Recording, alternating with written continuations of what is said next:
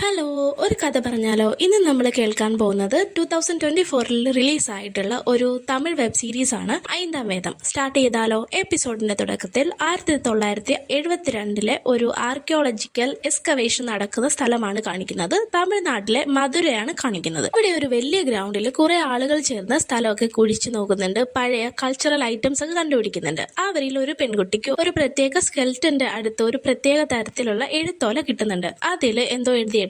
അവർ പെട്ടെന്ന് അവരുടെ സീനിയർ സാറിനെ വിളിച്ചു വരുത്തുന്നുണ്ട്. എന്നിട്ട് അയാളെ ഇത് കാണിച്ചു കൊടുക്കുന്നുണ്ട്. അയാൾ ഈ ഒരു എഴുത്ത് വായിച്ചു നോക്കിയതിനു ശേഷം പറയുന്നുണ്ട്, ഇതൊരു മെസ്സേജ് ആണ്, ഏതോ രാജാവിന് കൊടുത്തയച്ചതാണ്, ഒരു പ്രഡിക്ഷൻ ആണിത്. കലിയുഗം 4057 എല്ലാ ഗ്രഹങ്ങളും ഒരേ ലൈൻ പോലെ നിരക്കുമ്പോൾ ഏതോ ഒരു അതിശയം സംഭവിക്കും എന്നാണ് ഇതിൽ എഴുതിയിരിക്കുന്നത്. ഇത് വായിക്കുമ്പോൾ എനിക്ക് മനസ്സിലാകുന്നത് ഒരു വേദമുണ്ടെന്നും അത് ഇന്ന് തൊട്ട് ഒരു 50 വർഷത്തിനുള്ളിൽ റിവീൽ ആകുമെന്നാണ്. അപ്പൊ ബ്രഹ്മദേവന്റെ ഈ ഒരു പടം കണ്ടില്ലേ, അതില് കുഞ്ഞിന്റെ രൂപത്തിൽ സൂചിപ്പിക്കുന്നത് ഈ വേദത്തെ ആയിരിക്കണം എന്ന് പറയുന്നുണ്ട് ആ ഒരു ആർക്കിയോളജിസ്റ്റ്. അവിടെ നിന്ന് കട്ടായ വീണ്ടും നമ്മളെ കാണിക്കുന്നത് 2024 ചെന്നൈയാണ്. അവിടെ ഒരാൾ കാർ ഓടിച്ചുകൊണ്ട് പോകുന്നുണ്ട്. മാത്രമല്ല അയാൾ ഏതോ ഒരു ഫ്രണ്ടിനോട് ഫോണിലൂടെ സംസാരിക്കുന്നുണ്ട്. പതി എന്നാണ് ആ ഒരു ഫ്രണ്ടിന്റെ പേര്. ആള് ടെൻഷനായാണ് സംസാരിക്കുന്നത്. നമ്മുടെ സ്റ്റോറി കേട്ട് ആരും തന്നെ ഇപ്പൊ ജീവനോടെ ഇല്ല. ഒരു പാറ്റേൺ ബേസിൽ എല്ലാവരെയും ആരോ കൊന്നു കളയുന്നുണ്ട്. എനിക്ക് നിന്നെ ഉടനെ തന്നെ കാണണം, ഞാൻ വരുവാണ് അങ്ങോട്ട് എന്ന് പറയുന്നുണ്ട്. ശേഷം അയാൾ അയാളുടെ വീട്ടിലെത്തിയിട്ട് ഗേറ്റ് തുറക്കാനായിട്ട് കാറിന് വെളിയിലോട്ട് ഇറങ്ങുന്നുണ്ട്. അപ്പോ നമ്മളെ കാണിക്കുന്നുണ്ട് അയാളെ ഫോളോ ചെയ്ത് വേറെ ഒരാളും കൂടി ബൈക്കിൽ അവിടെ വന്നിട്ടുണ്ടായിരുന്നു. അയാൾ കാറിൽ നിന്ന് ഇറങ്ങിയപ്പോ പെട്ടെന്ന് മറ്റേ ഒരു മനുഷ്യൻ കാറിനുള്ളിലോട്ട് കയറുന്നുണ്ട്.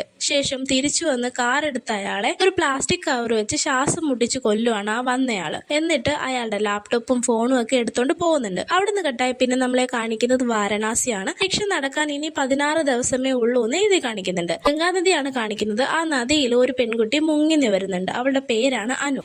അവളുടെ അമ്മയുടെ മരണച്ചടങ്ങിലുള്ള കർമ്മങ്ങളൊക്കെ ചെയ്യാനായിട്ടാണ് വന്നിരിക്കുന്നത്. അങ്ങനെ അവള് ഗംഗയിൽ മുങ്ങി നിവരും. പെട്ടെന്ന് ഒരു ഫോട്ടോഗ്രാഫർ അവളുടെ ഫോട്ടോ എടുക്കുന്നുണ്ട്. ഇത് ശ്രദ്ധയിൽപ്പെട്ട അനു ആംഗ്യത്തില് അവനോട് വേണ്ടാന്ന് കാണിക്കുന്നുണ്ട്. അയാളും പെട്ടെന്ന് സോറി പറയുന്നുണ്ട്. പിന്നീട് അനുയുടെ അച്ഛനെ വിളിക്കുന്നുണ്ട്. എന്നിട്ട് അച്ഛനോട് പറയുന്നുണ്ട്, അച്ഛൻ ചെയ്യേണ്ട കർമ്മമാണിത്. അച്ഛൻ എപ്പോഴും ഇങ്ങനെ ബിസി ആയാൽ എങ്ങനെയാണ്? ഞാൻ അച്ഛൻ വരാത്തതിന് കാരണം പറയുന്നതിനേക്കാൾ എളുപ്പമായിട്ട് എനിക്ക് തോന്നിയത് അച്ഛനും മരിച്ചു പോയെന്നാണ്. അതുകൊണ്ട് ഞാൻ അച്ഛന് വേണ്ടിയും കൂടി കർമ്മം ചെയ്തു എന്നൊക്കെ ദേഷ്യപ്പെട്ട് അച്ഛനോട് പറയാണ്. പിന്നീട് നമ്മളെ കാണിക്കുന്നുണ്ട് ചെറുപ്പകാലത്തൊന്നും അച്ഛൻ അവരുടെ കൂടെ ഉണ്ടായിരുന്നില്ല. അമ്മയാണ് അവളെ വളർത്തിയതൊക്കെ. അച്ഛൻ ഒരു ആർക്കിയോളജിസ്റ്റ് ആണ്. അദ്ദേഹം എപ്പോഴും തിരക്കിലായിരിക്കും, അങ്ങനെ കാണാനൊന്നും വരത്തില്ല. വീണ്ടും നമ്മളെ വാരണാസിയാണ് കാണിക്കുന്നത്. അവിടുത്തെ സ്ട്രീറ്റിലൂടെ അനു ഇങ്ങനെ നടന്നു പോകുന്നുണ്ട്. ഒരു കടയിലൊക്കെ കയറി സാധനങ്ങളൊക്കെ മേടിക്കുന്നുണ്ട്. പെട്ടെന്ന് വേറൊരു ഫോട്ടോഗ്രാഫർ അവളുടെ ഫോട്ടോ എടുക്കുന്നുണ്ട്. ഒന്നല്ല 2 പിക്ക് എടുക്കുന്നുണ്ട്.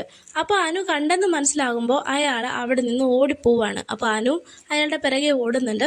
അയാൾ ഓടിപ്പോകുമ്പോൾ വഴിയിൽ ഒരു ടാർഫ്, അതായത് നീളം കുറഞ്ഞ ആള് നിപ്പുണ്ടായിരുന്നു. അയാൾ അയാളുടെ കാല് വെച്ചിട്ട് ആ ഒരു ഫോട്ടോഗ്രാഫറിനെ തള്ളി മറിച്ചിടുന്നുണ്ട്. അയാൾ വീഴുന്നുണ്ട്. കയ്യിൽ നിന്ന് ഒരു ക്യാമറയും തെറിച്ചു പോകുന്നുണ്ട്. പക്ഷെ അയാൾ ക്യാമറ എടുക്കാനൊന്നും നിന്നില്ല. അവിടെ നിന്ന് ഓടി രക്ഷപ്പെടുവാണ്. അപ്പൊ പുറകിനെ തന്നെ അനുവും വരുന്നുണ്ടായിരുന്നു. ഈ ഒരു ഡാർഫ് എന്ത് ചെയ്തു എന്ന് വെച്ചാൽ ഓടി ചെന്ന് ഈ ഒരു ക്യാമറ എടുത്ത് അനുവിന് കൊടുക്കുന്നുണ്ട്. അനു അത് ചെക്ക് ചെയ്യുമ്പോൾ അതിൽ മെമ്മറി കാർഡ് ഉണ്ടായിരുന്നില്ല. എന്നിട്ട് അവൾ ആ ഒരു ക്യാമറ തിരിച്ച് ആ ഒരു ഡാർഫിന്റെ കയ്യിൽ തന്നെ കൊടുക്കുകയാണ്. എന്നിട്ട് പറയുന്നുണ്ട്, അവൻ എന്റെ ഫോട്ടോ എടുത്തു, പക്ഷെ ഇത് അവന്റെ തന്നെ ക്യാമറയാണ് എന്ന് പറഞ്ഞിട്ട് ആ ഡാർഫിനെ ഏൽപ്പിക്കുകയാണ്. എന്നിട്ട് അവൾ അവിടെ നിന്ന് പോകുന്നുണ്ട്. ശേഷം നമ്മളെ കാണിക്കുന്നുണ്ട് ആ ഒരു ഡാർഫ് ആയിരുന്നു ആ ഒരു മെമ്മറി കാർഡ് എടുത്തത്. അയാൾ അയാളുടെ ലാപ്ടോപ്പിൽ ഇട്ട് ചെക്ക് ചെയ്യുന്നുണ്ട് ഫോട്ടോസ് ഒക്കെ. അതിൽ അനുവിന്റെ ഒരു ഫോട്ടോയും ഉണ്ടായിരുന്നു. അവിടുന്ന് കട്ടായ പിന്നെ നമ്മളെ കാണിക്കുന്നത് അനു താമസിക്കുന്ന ലോഡ്ജിന്റെ ഓണറെയാണ്. അയാൾ ഒരു സ്വാമിജിയാണ്. അയാൾ അയാളുടെ റൂമിലോട്ട് വന്ന് റെസ്റ്റ് എടുത്തോണ്ടിരിക്കുകയാണ്. ഈ സമയത്ത് അനുവിനെ കാണിക്കുന്നുണ്ട്. അനുവിന്റെ ഫ്രണ്ടിന്റെ കോള് വരുന്നുണ്ട്. അപ്പോ അനുവിന്റെ വോയിസ് ഒരു ഫ്രഞ്ച് ബാൻഡിന് ഇഷ്ടപ്പെട്ടു. ഒരു സിംഗറാണ്, അതുകൊണ്ട് തന്നെ ആ ഒരു ഫ്രഞ്ച് ബാൻഡിന് അവളെ ജോയിൻ ചെയ്യിപ്പിക്കാൻ താല്പര്യമുണ്ട്. അപ്പോ നാളെ തന്നെ നീ പോണ്ടിച്ചേരി വരണം ഓഡീഷൻ ആയിട്ടെന്ന് പറയുന്നുണ്ട്. ഇത് കേട്ടപ്പോൾ അനുവിന് ഒരുപാട് സന്തോഷമാകുന്നുണ്ട്. ശേഷം കോള് കട്ട് ചെയ്തതിനു ശേഷം അവള് വലിയ രീതിയിൽ പാട്ട് പാടി അട്ടഹസിച്ച് ചിരിക്കുന്നൊക്കെയുണ്ട്. ഒരുപാട് നാളായിട്ട് ആഗ്രഹിച്ച് കിട്ടിയ ഒരു ഓപ്പർച്യൂണിറ്റിയാണ് അവൾക്ക്. സന്തോഷത്തിൽ അവൾ ഇങ്ങനെ വിളിച്ചു കൂവി അട്ടഹസിക്കുകയൊക്കെ ചെയ്യുന്നുണ്ട്. ഇത് കേട്ടോണ്ട് ഫസ്റ്റ് ഫോട്ടോ എടുത്ത ഒരാളില്ലേ, ഫോട്ടോഗ്രാഫർ, അയാൾ അവിടെ തന്നെ നിപ്പുണ്ടായിരുന്നു. അയാൾ അനുവിനെ പരിചയപ്പെടുകയാണ്. അയാളുടെ പേര് പതി എന്നാണ്. അയാൾ ബ്രഹ്മനെ പറ്റിയുള്ളൊരു ഡോക്യുമെന്ററി എടുക്കാനായിട്ടാണ് അവിടെ വന്നിരിക്കുന്നത്. അവരങ്ങനെ പരിചയപ്പെടുന്നുണ്ട്. ഈ സമയം നമ്മുടെ ലോർഡ് ജോണിനെയും കാണിക്കുന്നുണ്ട്. അതായത് ആ ഒരു സ്വാമിജി. അയാൾ അങ്ങനെ അവിടെ റൂമിൽ റെസ്റ്റ് എടുത്തോണ്ടിരിക്കുമ്പോൾ പെട്ടെന്ന് ഒരു അശരീരി കേൾക്കുന്നുണ്ട്. ആ പെട്ടി അനുവിനെ ഏൽപ്പിക്ക്, നിന്റെ ജന്മലക്ഷ്യം നീ പൂർത്തിയാക്കുക എന്ന് പറഞ്ഞിട്ടാണ് അശരീരി കേൾക്കുന്നത്. അമ്മി പെട്ടെന്ന് വിസിറ്റർ ലോഗൊക്കെ നോക്കുമ്പോൾ അവിടെ അനു പഞ്ചമാവേദി എന്ന് പറഞ്ഞിട്ട് ഒരു എൻട്രി ഒക്കെ കാണുന്നുണ്ട്. ശേഷം വീണ്ടും പതിയെയും അനുവിനെയാണ് കാണിക്കുന്നത്. അവിടേക്ക് ഒരു പയ്യൻ വന്നിട്ട് അനുവിനോട് പറയുന്നുണ്ട്, സ്വാമിക്ക് ചേച്ചി ഒന്ന് കാണണം, ഒന്ന് റൂം വരെ പോയി ഒന്ന് കാണാമോ എന്ന് ചോദിക്കുന്നുണ്ട്. അപ്പൊ അനുവും പറയുന്നുണ്ട്, ആ ഓക്കെ ഞാൻ വരാമെന്ന്. അനു അങ്ങനെ സ്വാമിയുടെ റൂമിലോട്ട് പോകുന്നുണ്ട്. അവിടെ ചെന്നപ്പോൾ ആ സ്വാമി അവളോട് ഒരു ബോക്സിന്റെ കാര്യമൊക്കെ പറയുന്നുണ്ട്. ശേഷം അത് ഈ സ്ഥലത്തുനിന്ന് കൊണ്ടുപോകേണ്ട രീതി നിനക്കാണ്, എന്റെ കടമ ഇവിടെ കൊണ്ട് തീർന്നു എന്നൊക്കെ അനുവിനോട് പറയുന്നുണ്ട്. പക്ഷെ അനു അത് സമ്മതിക്കുന്നില്ല. കാരണം അവൾക്ക് നാളെ പോണ്ടിച്ചേരി പോകണമല്ലോ. അവള് പറയുന്നുണ്ട്, എനിക്ക് ഇത് കൊണ്ടുപോകാൻ താല്പര്യമില്ല, കാരണം എനിക്ക് പോണ്ടിച്ചേരി പോകണം എന്നൊക്കെ പറയുന്നുണ്ട്. അപ്പോൾ സ്വാമി പറയുന്നുണ്ട്, നിന്റെ ഡെസ്റ്റിനിയാണ് ഇത്, നിനക്ക് ഇവിടുന്ന് കൊണ്ടുപോയേ പറ്റുള്ളൂ എന്ന് പറഞ്ഞിട്ട് ഞാൻ ഇപ്പോൾ വരാമെന്ന് പറഞ്ഞിട്ട് അവളെ ആ റൂമിൽ നിർത്തിയിട്ട് സ്വാമി ഹിഡൻ പ്ലേസ് ഒരു റൂമുണ്ട് അവിടോട്ട് കയറി പോവാണ്. സ്വാമി അങ്ങോട്ട് പോയ തക്കത്തിന് ഇവള് പെട്ടെന്ന് ആ റൂമിൽ നിന്ന് തിരിച്ചു പോകാനായിട്ട് ശ്രമിക്കുകയാണ്. പെട്ടെന്ന് ഒരു അശരീരി അനുവും കേൾക്കുന്നുണ്ട്. ആ ബോക്സ് അയങ്കാരപുരത്ത് കൊണ്ടുപോയി എന്ന് പറഞ്ഞിട്ട് ഒരു അശരീരിയാണ് അവള് കേൾക്കുന്നത്. ഇത് കേട്ടുടനെ അവള് വല്ലാതെ ഹാലൂസിനേറ്റഡ് ആയിട്ടുള്ള രീതിയിൽ അവിടെ തന്നെ നിന്ന് പോവാണ്. അങ്ങനെ അവൾ അവിടെ നിൽക്കുമ്പോൾ പെട്ടെന്ന് ആ ഒരു ബോക്സുമായിട്ട് സ്വാമിജി വന്നിട്ട് ആ ബോക്സ് അവളുടെ കയ്യിലോട്ട് ബലമായിട്ട് പിടിച്ചേൽപ്പിക്കുന്നുണ്ട്. അനു ഒരുപാട് ഷൗട്ട് ചെയ്യുന്നുണ്ട്, തിരികെ ഏൽപ്പിക്കാനായിട്ടൊക്കെ നോക്കുന്നുണ്ട്. പക്ഷേ സ്വാമി പറയാണ്, ഈ ബോക്സ് നീ അയ്യങ്കാരപുരത്ത് ഒരു പഴയ ക്ഷേത്രമുണ്ട്, ആ ക്ഷേത്രത്തിലെ പൂജാരിനെ ഏൽപ്പിക്കണമെന്ന് പറയുകയാണ്. ഇത് പറഞ്ഞു തീരുന്നതിന് മുന്നേ അവിടെ കുറെ ആൾക്കാർ വെൽഡ് ചെയ്തുകൊണ്ടൊക്കെ ഇരിപ്പുണ്ടായിരുന്നു. അയാളുടെ വെൽഡിംഗ് മെഷീനിൽ നിന്ന് ഒരു ബ്ലേഡ് തെറിച്ചു വന്ന് സ്വാമിയുടെ കഴുത്ത് തന്നെ അറുത്തങ്ങ് കളയാണ്. സ്വാമി അവിടെ തന്നെ മരിച്ചു വീഴുന്നുണ്ട്. കണ്ട് പേടിച്ച അനു ആ ബോക്സ് അവിടെ ഇട്ടിട്ട് അവിടുന്ന് ഓടിപ്പോവാണ്. അവിടുന്ന് കെട്ടായി പിന്നെ നമ്മളെ കാണിക്കുന്നത് അയ്യങ്കാരപുരവും ആ ക്ഷേത്രവും പൂജാരിയൊക്കെയാണ്. അവിടെ വലിയ കൊത്തുപണികളൊക്കെ ഉള്ള ഒരു ക്ഷേത്രമാണ് കാണിക്കുന്നത്. വീണ്ടും നമ്മളെ കട്ട് ചെയ്ത് അനുവിനെയാണ് കാണിക്കുന്നത്. അനു വാരണാസിയിൽ നിന്ന് പോവാൻ ഇറങ്ങുവാണ്. അവള് അച്ഛനെ വിളിക്കുന്നുണ്ട്. അച്ഛൻ കാശ്മീരിലാണ് വർക്ക് ചെയ്യുന്നത്. അച്ഛൻ അപ്പൊ പറയുന്നുണ്ട് അങ്ങോട്ട് വരാൻ. അപ്പോ അനു പറയാണ്, ഇപ്പോ ആ ഒരു ലോഡ്ജ് ഓണർ മരിച്ചതേ ഉള്ളൂ, അവിടെ വിറ്റ്നസ് ഒക്കെ ഉള്ളത് കൊണ്ടാണ് അവരെന്നെ വെറുതെ വിട്ടത്, അയാൾ എന്റെ മുന്നിൽ കിടന്നല്ലേ മരിച്ചത്. ശേഷം അച്ഛൻ പറയുന്നുണ്ട്, നീ എന്തായാലും കാശ്മീർ വരെ വന്ന് എന്നെ ഒന്ന് കണ്ടിട്ട് പോവാൻ. അപ്പൊ അവള് അച്ഛനോട് ദേഷ്യപ്പെടാണ്, ഞാൻ എന്താണ് ചെയ്യേണ്ടതെന്ന് എന്നോട് പറഞ്ഞു തരേണ്ട ആവശ്യമില്ല, എന്റെ ഇഷ്ടം അനുസരിച്ച് ഞാൻ ചെയ്തോളാം, ഞാനിപ്പോ പോണ്ടിച്ചേരിയിലേക്കാണ് പോകാൻ പോകുന്നതെന്ന് പറയുന്നുണ്ട്. അങ്ങനെ കാറ് വന്നു. കാറിലോട്ട് കയറി ഇരിക്കുമ്പോൾ ആ ലോഡ്ജിലുള്ള ഒരു പയ്യനില്ലേ, ആ പയ്യൻ ആ ഒരു ബോക്സ് അവളുടെ കയ്യിൽ കൊണ്ടു കൊടുക്കുന്നുണ്ട്. എന്നിട്ട് പറയുന്നുണ്ട്, സ്വാമിജിക്ക് തന്ന ബോക്സ് അല്ലേ, ഇന്ന് ഇത് എടുത്തോളാൻ പറയുന്നുണ്ട്. അപ്പൊ തന്നെ അവിടെ ഫ്രണ്ടും വീഡിയോ കോൾ ചെയ്യുന്നുണ്ടായിരുന്നു. ആ ബോക്സ് കണ്ടപ്പോ ഫ്രണ്ട് ചോദിക്കുകയാണ്, നീ ആ ഫ്രഞ്ച് ഗൈസിന് ഗിഫ്റ്റ് വല്ലതും വാങ്ങിച്ചോ? അപ്പൊ അവള് ചോദിക്കുന്നുണ്ട്, എന്ത് ഗിഫ്റ്റ്? ആ ഒരു ബോക്സ് ഇല്ലേ, ആ ബോക്സ് അവർക്ക് കൊടുത്താൽ അവർ നല്ല ഇംപ്രസ് ആവും, അവർക്ക് ആന്റിക് സാധനങ്ങളൊക്കെ ഭയങ്കര ഇഷ്ടമാണെന്ന് ആ ഒരു ഫ്രണ്ട് പറയാണ്. ഇത് കേട്ടപ്പോൾ അനുവിന് ഒരു ഐഡിയ തോന്നി, എന്തായാലും ഈ ഒരു ബോക്സ് എടുക്കാം, എന്നിട്ട് അവർക്ക് ഗിഫ്റ്റ് ചെയ്യാന്ന് തോന്നുകയാണ്. അങ്ങനെ ആ ഒരു ബോക്സ് അവള് കയ്യിൽ കരുതുകയാണ്. അങ്ങനെ അവൾ ഫ്ലൈറ്റിലാണ് യാത്ര ചെയ്തത്. നേരെ വന്ന് ചെന്നൈയിൽ ഇറങ്ങുന്നുണ്ട്. അവിടെ നിന്ന് ബസ്സിൽ വേണം പോണ്ടിച്ചേരിയിൽ പോകാനായിട്ട്. അതിനായിട്ട് അവള് ബസ് സ്റ്റോപ്പിൽ വന്ന് നിൽക്കുകയാണ്. അപ്പോൾ ബസ് സ്റ്റോപ്പിൽ നിൽക്കുമ്പോൾ അവിടെ ഒരു സ്വാമിജി ഇരിപ്പുണ്ട്. എവിടെയാണ് നിങ്ങൾ പോകുന്നതെന്നൊക്കെ ആ ഒരു സ്വാമിജി ഇവളോട് ചോദിക്കുന്നുണ്ട്. പക്ഷെ ഇവള് മൈൻഡ് ചെയ്യാതെ ഇങ്ങനെ നിൽക്കുകയാണ്. പെട്ടെന്ന് അവളുടെ ലഗേജ് ഒക്കെ എടുത്തോണ്ട് ഈ സ്വാമിജി ഇറങ്ങി ഒറ്റ ഓട്ടം ആടുവാണ്. അവളും പിറകെ ഓടിയൊക്കെ നോക്കി, പക്ഷെ അയാള് അപ്രത്യക്ഷമായ പോലെ അവിടെ കാണാതെ അങ്ങ് പോവുകയാണ്. അപ്പോൾ അനു പെട്ടെന്ന് പോലീസ് സ്റ്റേഷനിൽ പോയി പരാതിയൊക്കെ കൊടുക്കുന്നുണ്ട്. അപ്പോൾ പോലീസുകാർ പറയുന്നുണ്ട്, ഇനിയിപ്പോ പോണ്ടിച്ചേരിയിലോട്ട് ഈ രാത്രി പോയാൽ ശരിയാവത്തില്ല, എന്തായാലും നിങ്ങൾ ഇവിടെ കാണാൻ സ്റ്റേ ചെയ്യാൻ. അനു അവിടെ തന്നെ ഒരു ലോഡ്ജ് ബുക്ക് ചെയ്ത് അവിടെ സ്റ്റേ ചെയ്യാണ്. ആ ഒരു ബോക്സ് മാത്രമാണ് അവളുടെ കയ്യിലുള്ളത്. അന്ന് രാത്രി അവൾ ഇങ്ങനെ റൂമിൽ ഇരിക്കുമ്പോൾ പെട്ടെന്ന് ആ ഒരു ഡോർ ആരോ വന്ന് കൊട്ടുന്ന പോലെ തോന്നി. അവൾ തുറന്നു നോക്കുമ്പോൾ ആ ഒരു സ്വാമിയാണ് അവളവിടെ കാണുന്നത്. അവളുടെ ആ ലഗേജ് എല്ലാം ആ ഒരു റൂമിന്റെ വാതിലിൽ തന്നെ അയാൾ കൊണ്ടുവച്ചിട്ടുണ്ടായിരുന്നു. എന്നിട്ട് ഷൗട്ട് ചെയ്ത് അയ്യങ്കാരപുരത്തേക്ക് പോയെന്ന് പറഞ്ഞിട്ട് അയാൾ അവിടുന്ന് പോവാണ്. അങ്ങനെ അവൾ ആ ലഗേജ് ചെക്ക് ചെയ്തുകൊണ്ടിരിക്കുമ്പോൾ അപ്പുറത്തെ റൂമിൽ താമസിക്കുന്ന ഒരു പയ്യൻ ഇറങ്ങി വരുന്നുണ്ട്. അവന്റെ പേര് മിത്രൻ എന്നാണ്. അവൻ പരിചയപ്പെടുകയാണ്. അവനൊരു ടെക്കിയാണ്, മാത്രമല്ല അവനൊരു ഗേൾ ഫ്രണ്ടും കൂടെ ഉണ്ട്. ഒരു AI ആപ്പാണ്. പക്ഷെ എല്ലാ ജോലിയും ആ ഒരു ആപ്പാണ് അവന് ചെയ്തു കൊടുക്കുന്നത്. ആ ആപ്പിനെ അവൻ വിളിക്കുന്ന പേരാണ് രാധിക.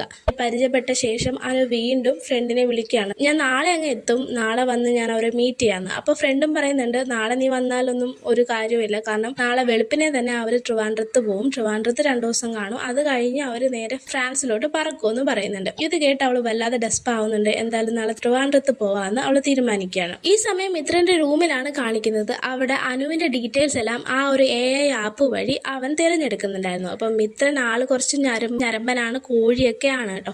അപ്പൊ ഈ ഒരു പെണ്ണിനെ കണ്ടപ്പോ ഇവൾ എന്റെ ടൈപ്പ് ആണോ എന്നൊക്കെ ആ ഒരു ആപ്പിനോടൊക്കെ ചോദിക്കുന്നുണ്ട്. ആ ഒരു പെണ്ണെങ്ങനെയാണ് സംസാരിക്കുന്നത്, പെരുമാറുന്നത്, അതേപോലെയാണ് അവനോട് സംസാരിക്കുന്നത്. ആ ആപ്പ് ഡെവലപ്പ് ചെയ്ത് തന്നെ രാധിക എന്ന് പറഞ്ഞിട്ടുള്ള ഒരു റിയൽ ആയിട്ടുള്ള ഒരു പെൺകുട്ടി ഉണ്ടായിരുന്നു. അവളുടെ ഫീച്ചേഴ്സ് വെച്ചിട്ടാണ് ഈ ഒരു ആപ്പ് ഡെവലപ്പ് ചെയ്തത് മിത്രൻ. അപ്പോൾ മിത്രൻ രാധികയോട്, എനിക്ക് നിന്നെ കാണണമെന്നുണ്ട് രാധിക, എനിക്ക് നിന്നെ റിയൽ ആയിട്ട് തൊടണം, ലൈക്ക് ഫ്ലഷ് ആൻഡ് ബ്ലഡ് ഉള്ള രാധികനെ എനിക്ക് കാണണം എന്നൊക്കെ പറയുന്നുണ്ട്. അപ്പോൾ രാധികയും പറയുന്നുണ്ട്, എന്നെ നേരെ കാണണമെന്നുണ്ടെങ്കിൽ നമുക്ക് തെങ്കാശിക്ക് പോകണമെന്ന് പറയുന്നുണ്ട്. അങ്ങനെ അപ്പൊ തന്നെ തന്നെ രാധിക തന്നെ, അതായത് രാധിക തന്നെ ടിക്കറ്റും ബുക്ക് ചെയ്യുന്നുണ്ട്. അവിടുന്ന് കിട്ടായി പിന്നെ നമ്മളെ കാണിക്കുന്നത് പിറ്റേ ദിവസമാണ്. മിത്രനെ ഹൗസ് ഓണർ വഴക്കൊക്കെ പറയുന്നുണ്ട്. ഇത്രയും വലിയ മെഷീനൊക്കെ വെച്ച് നീ എന്താ അതിനകത്ത് ചെയ്യുന്നത്, മാത്രമല്ല രാത്രിയൊക്കെ നിന്റെ റൂമിൽ നിന്ന് വൃത്തിയായിട്ട് സൗണ്ട് ഒക്കെ കേൾക്കുന്നുണ്ട്, നീ എന്താ അവിടെ ചെയ്യുന്നതെന്നൊക്കെ ചോദിക്കുന്നുണ്ട്.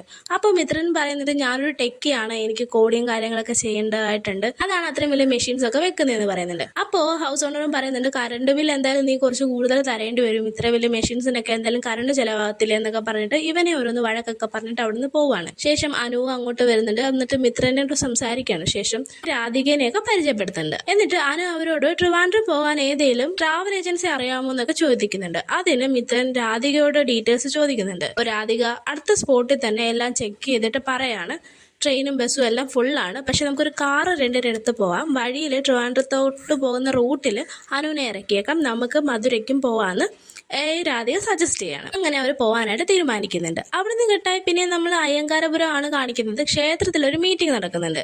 കുംഭാഭിഷേക കലശത്തിന്റെ കാര്യങ്ങളൊക്കെയാണ് ചർച്ച ചെയ്യുന്നത്. 5 ഹോമകുണ്ഡം വേണമെന്ന് എല്ലാവരും പറയാണ്.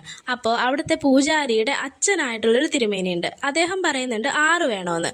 അപ്പോൾ എല്ലാവരും തർക്കിക്കുകയാണ്, എന്തിനാണ് 6 എണ്ണം? അപ്പോൾ ആ ഒരു അച്ഛൻ തിരുമേനിയും പറയുന്നുണ്ട് ബ്രഹ്മൻ ഒരു പൂജാമുറി കൂടി ഇവിടെയുണ്ട്, നമുക്കത് കണ്ടുപിടിക്കാൻ പറ്റിയിട്ടില്ല ഇതുവരെ, പക്ഷേ എൻ്റെ പൂർവികരെല്ലാം പറഞ്ഞു തന്നിട്ടുണ്ട് അത് ഇവിടെ തന്നെ ഉണ്ടെന്ന്, അത് അധികം വൈകാതെ തന്നെ നമുക്ക് റിവീൽ ആകും എന്ന് പറയുന്നുണ്ട്. അതുകൊണ്ട് 6 എണ്ണം വേണമെന്ന് അയാൾ പറയാണ്. അവിടുന്ന് കേട്ടായി വീണ്ടും നമ്മളെ അനുവിനെയും മിത്രനെയാണ് കാണിക്കുന്നത്. അവർ ആ ഒരു കാറ് രണ്ടിനെടുത്ത് യാത്ര തുടങ്ങുവാണ്. അവരങ്ങനെ പൊക്കോണ്ടിരിക്കുമ്പോൾ അവരുടെ കാറിന് എതിരെ വന്ന ഒരു കാറ് 2 തലതെറിച്ചവന്മാരുണ്ടായിരുന്നു. അവന്മാര് അനുവിനെ കണ്ടിട്ട് അനുവിനോട് ഓരോ രീതിയിലുള്ള വൃത്തികെട്ട രീതിയിൽ ഫ്ലേർട്ട് ചെയ്യാണ്.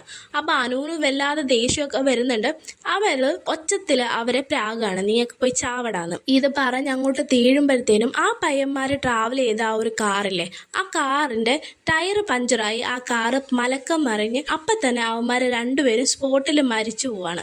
ഇത് കണ്ട് മിത്രൻ അവളെ ഇങ്ങനെ പേടിച്ച് നോക്കുന്ന രീതിയിൽ കാണിച്ചുകൊണ്ട് എപ്പിസോഡ് നമ്പർ 1 ഇവിടെ തീരാണ്. എപ്പിസോഡ് നമ്പർ 2 അധികം വൈകാതെ ഇടാം. Stay tune.